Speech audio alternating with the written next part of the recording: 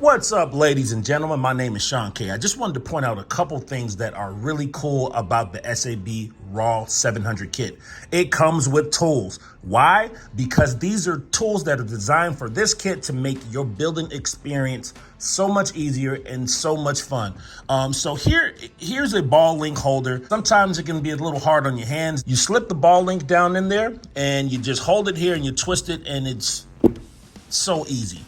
Here's an idler holder. Well, if you're trying to put the boom into the frames and you need to hold a tension pulley, this snaps right onto it, and it just holds that pulley out of the way so you can navigate in between the frames to get the belt onto the belt pulley. Here is the third one. This is a game changer because you don't have to eyeball servos anymore. You slide this on your servo, you look down the front of it, and you can align each servo to where it's perfect for the geometry, and your heli will fly great. Lastly, how many guys have put together a kit where you had to hold the boom, then you had to make sure it's straight, then you had to pull it from one side, and you had to have a friend help you.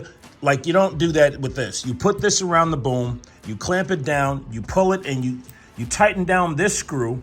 And next thing you know, it pulls the boom out. You can tighten the boom down to get your desired tightness on your belt.